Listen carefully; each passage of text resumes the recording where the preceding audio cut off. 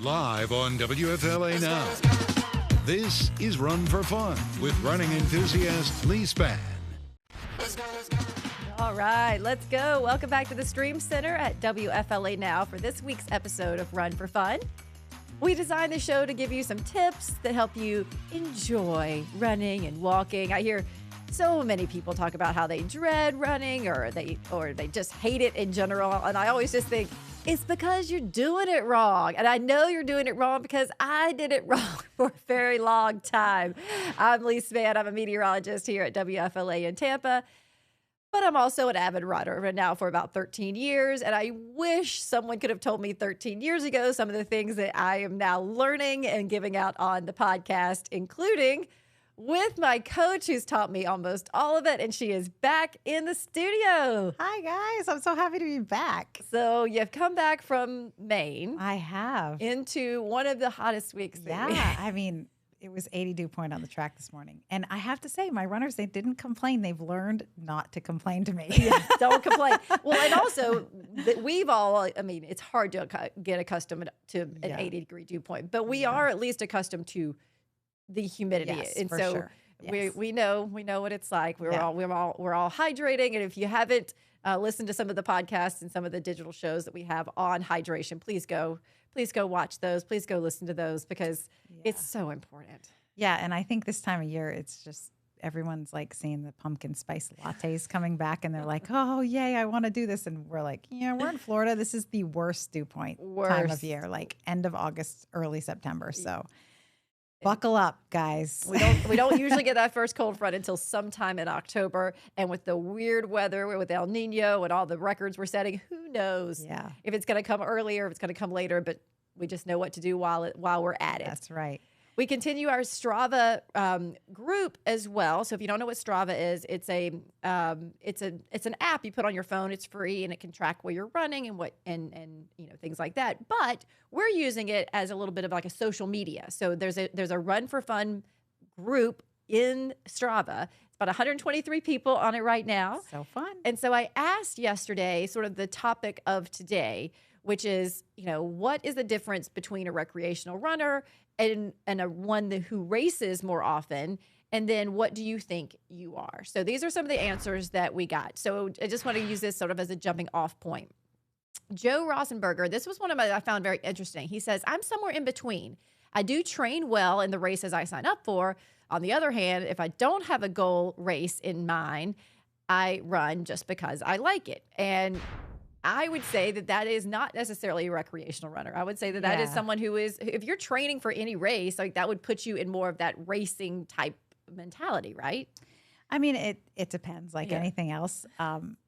I'd like to preface it by saying that we're actually all recreational runners, whether we like to think we are or not, unless you're getting paid to run, which is it's a small percentage of the runner population. Unless you're getting paid, you're a recreational runner. And I do think it's important to think about yourself like that, even if you are training for something, because it keeps the pressure off. It keeps it fun, because once your hobby becomes work, then it becomes less your hobby and it loses its luster. So we do need to all think of ourselves as recreational runners, but there is a very clear distinction, in my mind at least, on the difference. Yeah, so that's sort of what our rundown for today is going to be. It's going to, the differences between a recreational, what would be stereotypically the recreational type runner, and people who are a little more competitive and train for the races, because there are different guidelines and sometimes similar guidelines, but there are guidelines for each. And then there may be someone who's out there running, 1 or 2 miles, around their gym schedule and thinking, well, maybe I want to run a 10K. So we kind of have the transition between never having run a race and how to actually start a more consistent training schedule. And I really think for me, that's what I consider the difference. If you have some sort of consistent running regime, more than just like, oh, I think today I'm going to go out and run 1 or 2 miles. But if it's like, okay, Tuesday, Wednesday, Thursday, I am out there every day, whether you're training for a race or not, I consider that a little more than recreational. It's part of your life. Yeah, sure. Also, in my mind, the distinction happens when you are actively trying to improve your run. You're actively wanting to get faster at running. Because recreational implies like we're doing this for fun, right? Which we are. Yes, and there you can try to improve and want to have fun at the same time. Those do coincide, but there is a very clear distinction when you have to follow a training program because there is a specific way that helps you get faster without hurting you, and then that's when we are less recreational about it.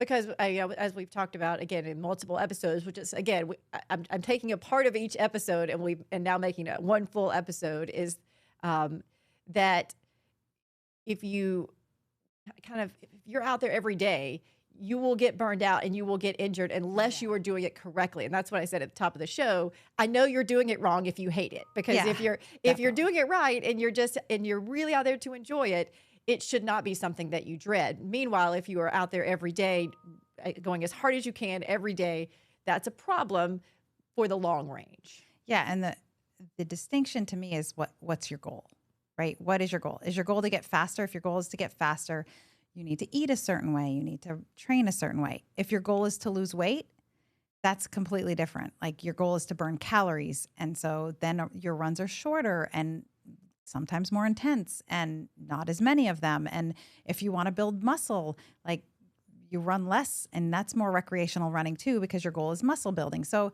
there's just so many ways that you can think about it. And I think it's important to know that a lot of us start as recreational runners and then we move into the new land where we're like training for things. And then typically what happens is we go too far into I'm not a recreational runner. I'm training for something and I'm a serious runner. And then we have to kind of come back to that recreational side of things to even out. It's like that pendulum. Yeah, because the name of the podcast, the name of our show is Run for Fun. And so sometimes to get people off the couch, we have to make it fun. But then we have to go to the other way. It's like if you are out there and it is stressing you out and it's ruining your life because you got to be out there every day. Let's swing that back and make it fun again for you. Because if you've never been out, sometimes running cannot be fun.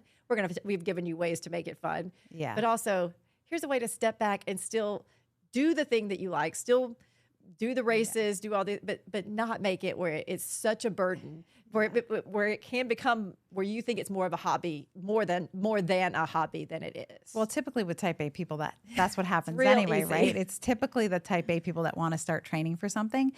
And I always tell my like more seasoned runners, be patient with the newbies, because the newbies go through that. They start out recreational. They see all these gains at first because it's anything you do is going to help at first. Like you're going to get faster, you're going to get stronger, but then they get into serious training and then they get crazy. Like it happens. They get crazy. You've seen it so often. And there are so many times like the seasoned runners will be like, she was annoying today and she's being too competitive. That's my favorite. She's too competitive, which if you're the one saying she's too competitive, I think you might want to look at who's competitive. Mm-hmm. Yeah. But I also say, hey, there's nothing wrong with competition, number one. And number two, you used to be that way. Yeah. So be patient with them while they're swinging their pendulum back to a more, happy balance between recreational runner and seasoned runner. And so let's bring it down a little bit more. I know you were just saying that if you're in it to lose weight, you're out there just, what would be some of the guidelines for someone who's out there a couple of times a week, 2 or 3 miles at a time? What would you consider someone who's trying to lose weight as something, a running regime? So losing weight is 80% diet. And I hate to use that word, but it is 80% what you eat, right? So if you're trying to restrict your calories, then running recreationally is good, but you need to be careful about doing that. And I always say stay to 35 to 45 minutes because you're in a calorie deficit and you're going to start, really hurting yourself if you do too much in a calorie deficit. So it can be counterproductive. So if you're trying to lose weight, it's like in the off season when you want to recreationally run and then you don't really you're trying to burn calories, right? So it doesn't really matter what pace you're going or what you're doing. Some people, there's a lot of research that still says that zone 2 heart rate is where you should be training all the time, but very low. It's very low. So going very slow. But you burn a higher percentage of fat, but you also burn less calories. So if your goal is to get, in a calorie deficit and stay in a calorie deficit, I would argue that you should probably run 30 to 35 minutes a little faster. And then just take, the next day off instead of like, you wouldn't want to do that every day ever. You don't ever want to do that every day, but have that balance. You want, and with weight loss, you want to have balance. And then there's some people that just like to run. Like I would argue that I'm a recreational runner right now because I'm not training for anything. And I go out there because I like to run, and I'm only running 3 days a week right now because I feel like that's fun for me. And I don't like running in the heat, and I've trained for 1 million marathons in the heat. So now I'm like, I'm okay with being a recreational runner right now and enjoying it and just doing it to enjoy it. So I do like 35 minutes to an hour usually, 3 times a week. And then I walk the rest of the time. So recreational me, it's okay. and would you, what else needs to change as someone's coming out of a more competitive, more training to go to that? Just like, I'm just out here because I like it. Do you add calories? Do you subtract calories? Do you sleep more? Do you sleep less? Like, what is there a difference? I mean,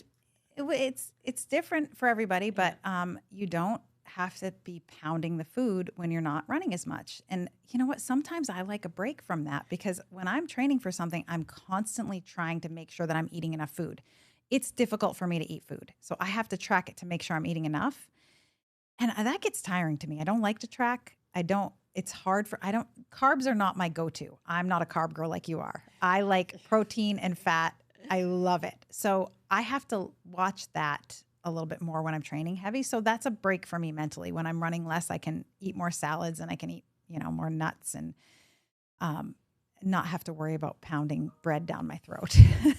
Which again, that would be, on this third level then would be, people who are now transitioning from, out there because they either like it or they've signed up for a race at some amount. So now they have to start thinking about that you are more of an athlete versus someone who is trying to lose weight. So you're not trying to necessarily lose weight. You're trying to feed your muscles so that they perform the way you want them to do. Again, that's a big distinction that we make a lot in these shows because we always want to, you need to eat and you need to do all of these things because your body is working very hard when you're training for things. And you're burning a significant amount of calories.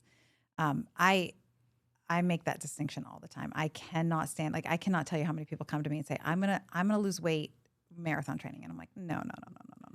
Sometimes it can be a side effect, but I would even argue that you're probably not eating enough if it's a side effect. Like you have extra weight that you can lose, but for the most part, if you're a normal weight, like you don't really want to lose weight marathon training. You want to lose weight in the off season and then eat a ton of food when you're marathon training or training for a half even. It's a lot of work that you're putting in. Yes. I mean, I think I would even say that you're training for your first 10K feels like, I mean, 6.2 miles is when you're starting from zero is a lot. And you can't just go out there and stand on the start line and be like, I mean, you can, you're going to hurt. Yeah. It's going to hurt. It's not going to be fun. But if you build up to that, you are still going to need to add in, extra fuel because if you've never run before, I mean, you don't understand how hungry you are all the time, first of all. Yeah. And adding and subtracting the fuel is actually good. Like that's good for your body. Your metabolism can adapt to what you're eating. So it should fluctuate with what your activity level is. Like logically that makes sense, right? The more activity, the more fuel you need. The less activity, the less fuel you need. The more you exercise, the more sleep you need. The less you exercise, the less sleep you need. I mean, within that 7 to 9 hour range. But let's just be clear that it doesn't matter whether you're a recreational runner or you're a serious runner. Which she does not like I that term. hate that term. I hate that term. But either way, you're a runner. Right. Like there's so many people that are like, well, I only run 3 miles. I'm not a runner. I walk 3 miles.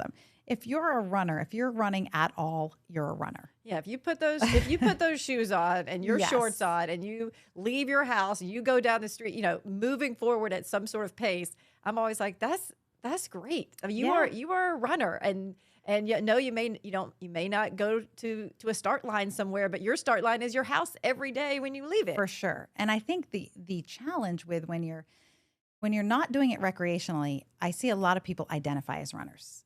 Like 100% of their life, they identify as runners. And that's a very dangerous, slippery slope because like I had a runner and she's brave for coming to me and saying, hey, look, I am in a stage in my life and I want to be training for marathons, but I'm not, it's not my season.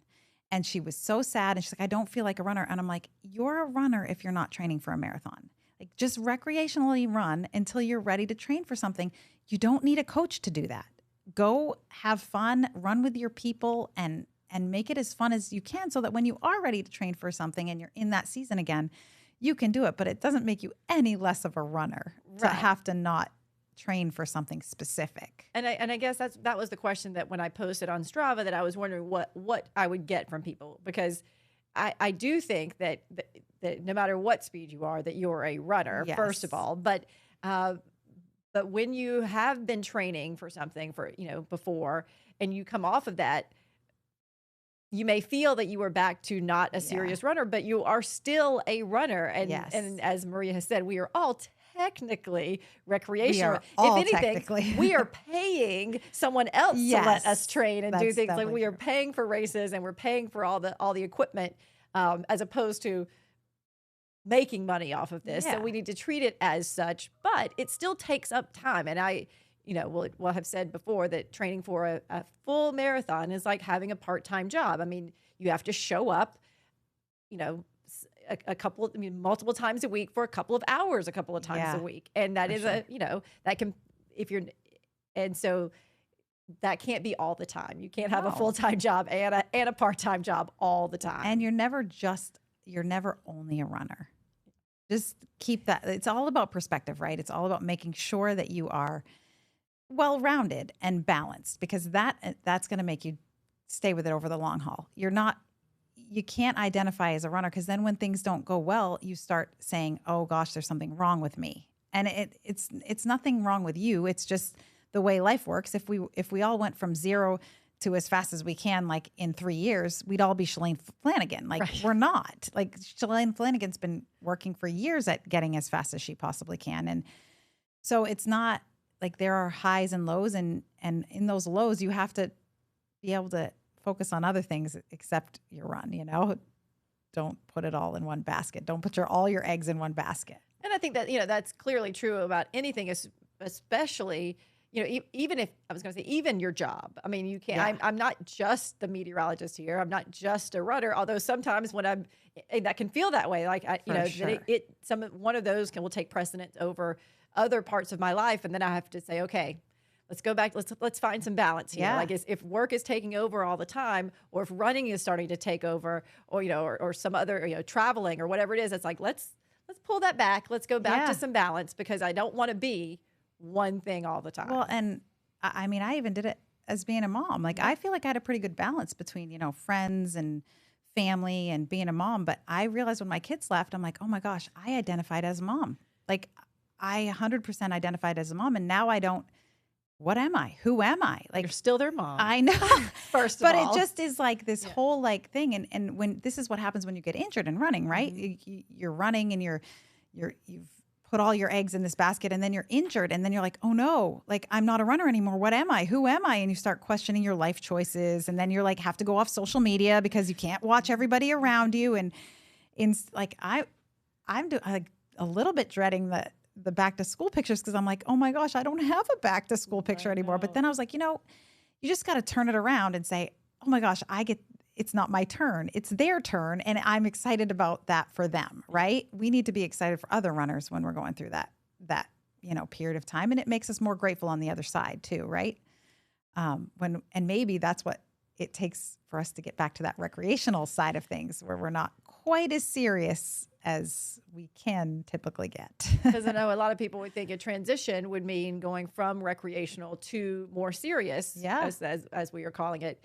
But there's a nice transition between, going from a serious runner to, I'm just out there running some amount of miles. I mean, when you've been used to a training schedule that says today you are running this, and tomorrow you are running this, and then it's a rest day, and then tomorrow you're running, to come off of that feels mentally strange. Yeah. I mean, I'm a coach and I have a coach. Like, it's nice to have somebody tell you what to do. Mm-hmm. And then you can, you go out there and you just do what you're supposed to do, and you don't have to think about it. It's nice for me because I think about everybody else running. So obviously I don't want to think about it myself, but it can be scary. Like, when I don't have a coach, it is scary to me. I'm like, oh gosh, well, now what do I have to do? I'm like, well, Maria, just go run. Just go get out You there. can even go without your watch. Like, just go and You have a good can. time. You can. Everybody's like, nah, I'm not doing that. So yeah, I'm not that recreational. And so, and recreational runners too, they have such a, they could be a wide variety. It can be one day a week. It can even be multiple times a week, as long as you're just not doing it for maybe like a specific time and purpose. It's just like, I'm out there until I get hot and then I go back inside. I mean, where it's all sort of based on how you feel should be more, a little more freeing for you. Yeah. I always think about my client, Cindy, and she also is my running partner when I'm in Tampa, but she trains for something with me and she's very serious about it. And then when she's not training, she doesn't train. Mm-hmm. Like she does Peloton and she'll like go out and run. And then she'll be like, hey coach, I'm ready to come back on the schedule again. And then she resets her Garmin. So she like changes all her, settings to like new goals and new things, because she knows that like when she was recreationally running, she wasn't trying to improve. And she doesn't care. And then when she gets back, she's back in that mindset of, I'm not a recreational runner anymore. Now I'm training for something serious. So even within ourselves, we can be both, which is really the ideal, right? Just really the ideal. I mean, because you're swinging into that recreational right now. But for right now. But as soon as my kids tell me they want to do Marine Corps Marathon, which is already in the works for next year, then I'm on board. It's on. And again, we talk also a lot about balance, and I think that's what this is that you don't necessarily consider yourself always one or always the other. You can always, if you're a recreational runner, you could sign up for a race at any point and get a training schedule and become more serious. And then once you've been a serious runner for a while, you can turn around and go right back. There's nothing wrong with it. Recreational running is great. It's a great place to be. I love it. And it actually makes me want to train for something. Like when I start to get the itch again, I'm like, oh, okay, I'm starting to feel it, And then I'm like, no, wait a few more months till you're really feeling it. Really ready. So from here on out, as we, going forward in the shows, or if some people out there are listening back now, hopefully that distinction that we make, if you're a recreational runner, that's not, you don't have to follow this guideline, or that makes more sense now. I just began to think that maybe we had not talked about, not given those more specific, who is a recreational runner, who is someone who needs to follow the more strict guidelines. I mean, we talk a lot about, making sure your food intake, but also all of your electrolytes and all of your nutrients and things like that are up. And so some of those, obviously, you still want to be highly hydrated, even if you're just recreational running in 80-degree dew points. But it's specifically for those people who are training every day out there. Yeah, and it just is different. Like I'm a rule follower, and like if I'm coaching somebody, we're staying in the rules. Yeah. Like there's a certain amount that you're supposed to increase, and there's a lot of runner rules, and they just don't apply as much when you're recreational running. Like if you're not going to hurt yourself if you're doing, 3 or 4 days a week, 35 to 45 minutes. You can't really like hurt your hormones or anything. So don't take the rules with a grain of salt and look at where you are when you're listening to the podcast and say, is this recreational me, or is this like stronger me? Like I want to get stronger. Yeah. Like it's the same thing. Like if you started a strength training plan, you can recreationally do strength training and try to keep muscle. And then there's a whole nother thing about gaining muscle. You got to eat a certain way and you got to lift a certain way. And it's the same thing. Yeah. And there are some guidelines that are for both. And I know I just mentioned hydrating, but good shoes, good gear. Yeah. I mean, if you're out there even 2 or 3 times a week in the 6-year-old shoes, that's not going to be fun. So some of the guidelines about what to wear, how to hydrate, those are all things that if you are even walking, make sure you have the right gear. And recreationally, like you still want to look good, right? Yeah, better to look good than feel good. So, you want to have the right clothes that keep you motivated to get out there. So those guidelines are the same. But when it comes to training, and if you hear us talking about zones and heart rate and what we should do, and you're a recreational runner, you can tune us out on that part.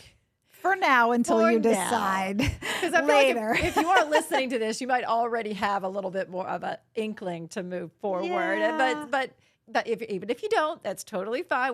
We just want people out there having fun, whether you're a recreational, as you see at the bottom of the screen, or racing, or training, or trying to get stronger, whatever it is. We just want you out there. We just want you enjoying running. And you'll be drinking the Kool-Aid soon enough. Soon That happens. enough. And Maria wanted to share this picture with us because you say that this picture means a lot to you. So give us a little bit of backstory behind it. Yeah. So I hear a lot of times that people don't like the word jogging because it's offensive as a runner. And I just don't get that. I don't get it at all because jogging in general, like if you're a writer, when you use the term jogging, you use it to explain that this person is recreationally running, right? To me, this person is a runner sounds more like it's a professional runner or doing something for work, right? So jogging is like what we do for fun, right? And so it takes a lot of the pressure off of us when we're running to say, oh, I'm going out for a jog, as opposed to I'm going out for a run. But if you a lot of times call a runner a jogger, people get wild. All right, so we're gonna move forward and let her so she doesn't run out of things to say. She has a minute to talk about in her coach's drill because coach has thoughts on things, and this is one of the things she has thoughts on. So we give her a minute every show to not be offended by the word jog. Well, I'm going to start by saying let's just choose not to be offended, right? Because it's a choice to be offended, and we're going to choose not to be offended by the word jog. Because we all should be jogging some. Like, it's very important to jog, and it's recreationally fun to jog. And I think it's a better word than like running slowly. Like, I feel like that could be more offensive than just going out for a leisurely, happy jog.